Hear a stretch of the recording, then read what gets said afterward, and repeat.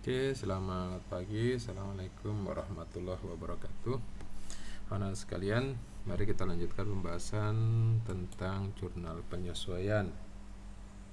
Setelah pada akhir periode, ya, maka ada beberapa akun itu yang jumlahnya sudah berubah tapi belum dilakukan pencatatan atau belum disesuaikan pada laporan keuangan.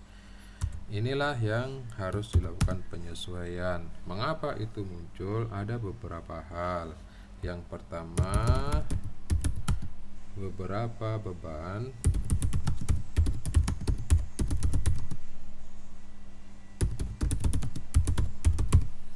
tidak dicatat secara harian, ya. Seperti misalnya perlengkapan. Dalam kampus kita misalnya itu kalau kita beli spidol, ya, anggaplah awal tahun beli spidol 50 dus. Ya, itu spidol kan pemakaiannya sepanjang bulan, sepanjang tahun. Nah, pada akhir bulan Januari misalnya spidol itu sudah berkurang 3 dus tapi di pembukuan masih tercatat 50 dus. Februari berkurang 10 dus tapi di pembukuan masih tercatat 50 dus. Kenapa? Perlengkapan masih banyak, ya karena pencatatannya itu hanya, atau pengeluaran spidolnya hanya pakai nota. Dia tidak ada bukti sehingga tidak di jurnal. Yang kedua, beberapa pendapatan dan beban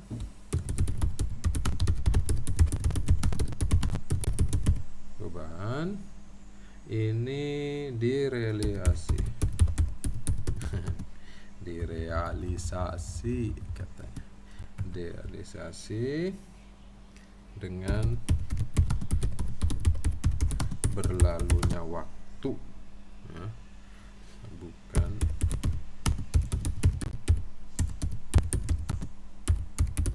khusus. Apa contohnya? Sewa itu biasanya kalau disewa 2 tahun itu asal berlalunya waktu itu berarti sudah ada beban atau pemakaian.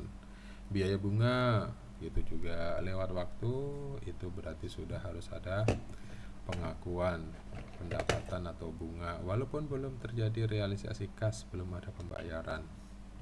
Itu asuransi dibayar di muka, misalnya untuk jangka 2 tahun, asal dilewati 1 tahun berarti preminya itu sudah dianggap menjadi beban dibayar. Nah, itu semua adalah biaya-biaya yang muncul atau harus diakui atau terjadi karena berlalunya waktu. Yang ketiga, karena ini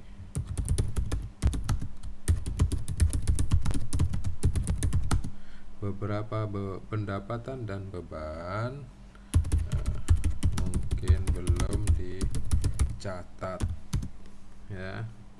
Jadi misalnya itu beban gaji itu kan ada yang gaji dibayar misalnya mingguan.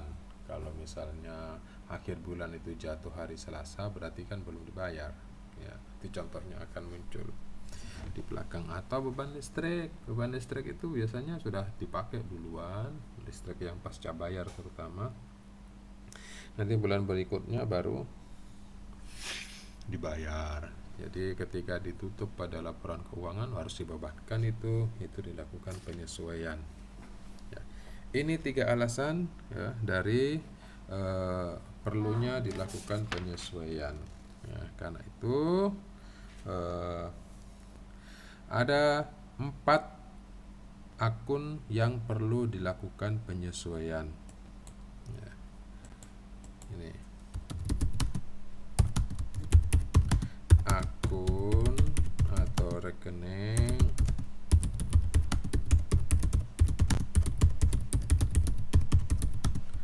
jadi kalau tadi itu alasan, sekarang ada 4 akun yang perlu dilakukan penyesuaian. Apa saja? Nah, ini kalian sudah bisa lihat langsung di atas. Yang pertama, beban dibayar di muka atau prepaid expense. Yang kedua, pendapatan diterima di muka atau unearned revenues. Pendapatan yang masih akan diterima atau accrued revenue, dan beban yang masih harus dibayar atau accrued expense. Ya, apa dan bagaimana?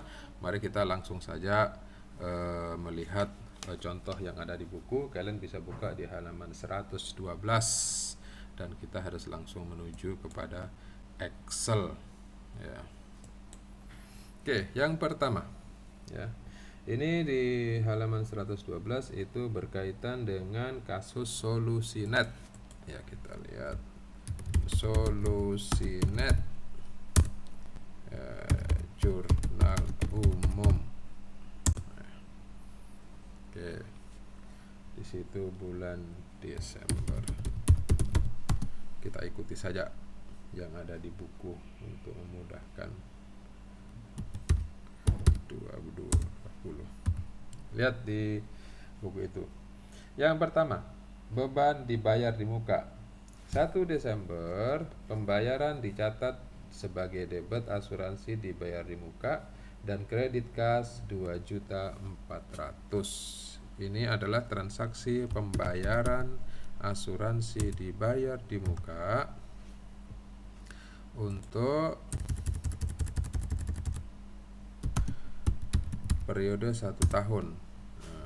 Jadi kita lihat pada saat terjadi pembayaran tanggal 1, ini transaksi pembayarannya itu adalah asuransi dibayar di muka. Ini adalah transaksi pembayarannya. Berapa? 2.400.000 sama dengan 2.400.000.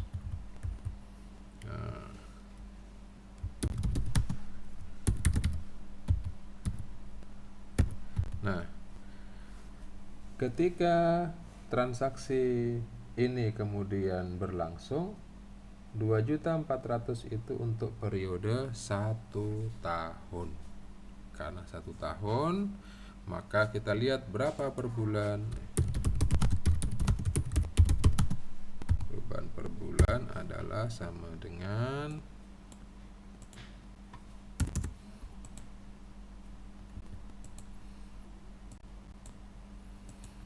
sama dengan 2.400.000 dibagi 12, 200.000. Nah, jadi beban asuransi 2.400.000 itu selama 12 bulan. Karena yang sudah dilewati itu 1 bulan, yaitu bulan Desember, maka yang menjadi beban adalah 200.000. Maka kita tulis di sini penyesuaiannya adalah beban asuransi 200.000.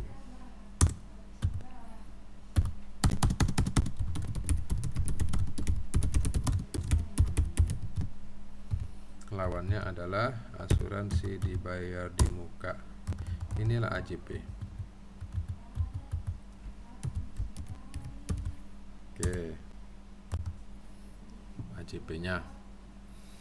Ini adalah untuk menyesuaikan beban dibayar di muka. Nah, ini AJP-nya ya, yang kita buat. Yang di atas itu hanya sekedar menjelaskan transaksi awalnya. Kenapa? Karena AJP itu akan bergantung pada transaksi awalnya. Dia dicatat sebagai apa. Oke, yang pertama. Kemudian yang kedua, pendapatan diterima di muka. Oke, kita lihat. SolusiNet menerima 360.000 dari pelanggan atas sewa tanah untuk 3 bulan. Ya, jadi sewa tanah 3 bulan. Ini Desember 2020 tanggal 1. Ini adalah transaksi pada saat terjadinya sewa tanah. 3 bulan berapa di situ? 360.000. Maka ini adalah dia dicatat pendapatan diterima di muka. Akun pendapatan diterima di muka itu sebenarnya adalah akun hutang. Karena itu kadang-kadang juga akun pendapatan diterima itu bisa disebut sebagai juga utang pendapatan. sama, itu pendapatan diterima di muka atau utang pendapatan, itu dua hal yang sama. Nah, ini adalah jurnal awalnya. Kemudian bagaimana penyesuaiannya? Jadi kan 360.000 itu adalah pendapatan yang selama 3 bulan. Karena kita belum kerja, maka dicatat sebagai pendapatan diterima di muka atau utang. Setelah berjalan selama 1 bulan, maka 1 bulan itu menjadi pendapatan betulan. Jadi pendapatan Desember itu sama dengan ini dibagi 3, kan itu tadi untuk 3 bulan, berarti 120.000. Jadi penyesuaian tanggal 31 itu langsung kita pendapatan diterima di muka pada pendapatan sewa. Ya. Oke, sama dengan 120.000. Oke, ini untuk AJP yang kedua, yaitu pendapatan diterima di muka. Kalian bisa lihat di halaman 113. Oke. Yang ketiga, yaitu pendapatan yang masih akan diterima atau accrued expense, ya. 15 Desember Solusinet menandatangani perjanjian di mana dengan Damar, di mana Solusinet akan menagih Damar setiap tanggal 15 untuk jasa yang diberikan dengan harga 20.000 per jam. Jadi ini pembayarannya, ingat, per tanggal 15, ya. Sejak 16 Desember, jadi ada transaksi. Kalian lihat halaman 114 itu di paragraf setelah kotak yang warna agak hitam. Sejak tanggal 16 sampai 31 Desember, Solusinet memberikan 25 jam layanan kepada Damar. Jadi sudah 25. Kalau tarifnya 1 jam itu 20, jadi yang sudah diselesaikan pekerjaan tapi belum dibayar adalah 25 kali 20 atau 500.000, ya. 500.000 itu apa? Dianggap kita sudah punya penghasilan walaupun belum diterima uang, ya. Nah, kemudian inilah yang mau dibuatkan penyesuaian. Nah, untuk kasus ini jurnal awalnya tidak ada karena emang tidak ada transaksi sebelumnya. Kita langsung bikin penyesuaian AJP.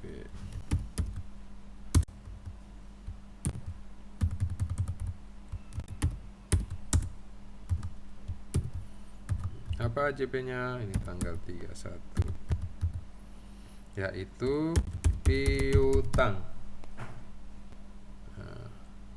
Piutang pendapatan. Nanti terserah, tergantung pada buku besarnya, apakah pakai piutang usaha, piutang jasa, piutang pendapatan. Nah, tapi dalam kasus ini disebut sebagai piutang pendapatan.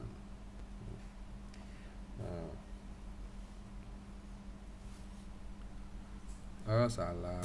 Kenapa Bapak bisa salah?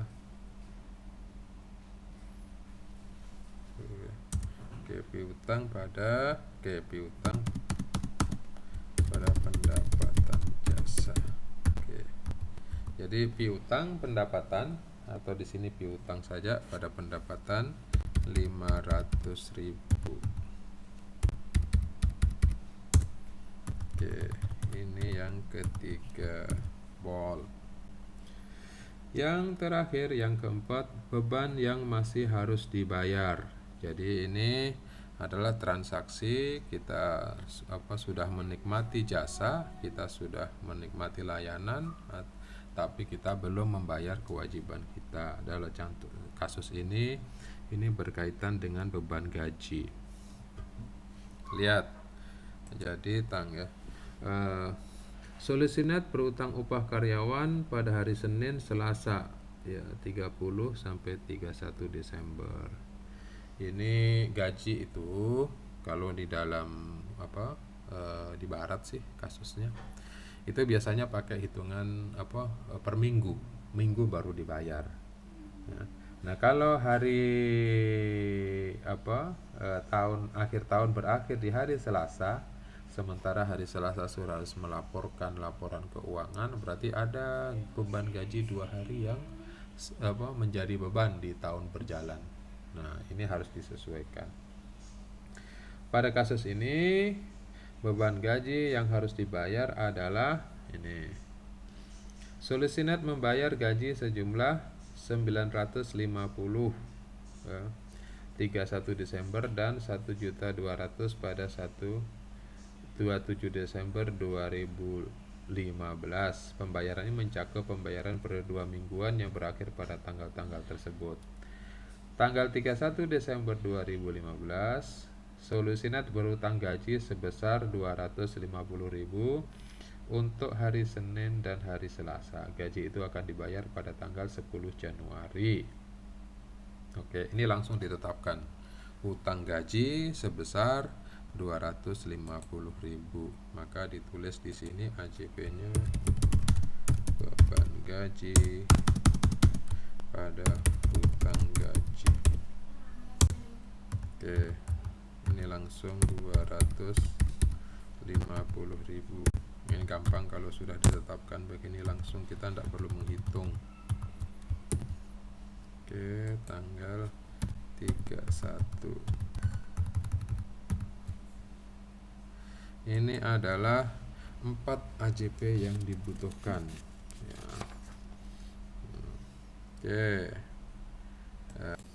Oke.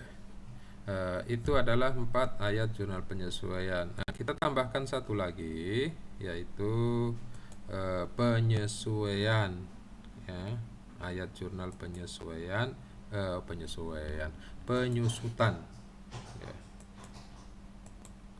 Yaitu penyusutan. Kalau penyusutan itu ayat jurnalnya gampang, dan yang masalah penyusutan itu biasanya hanya menghitungnya saja.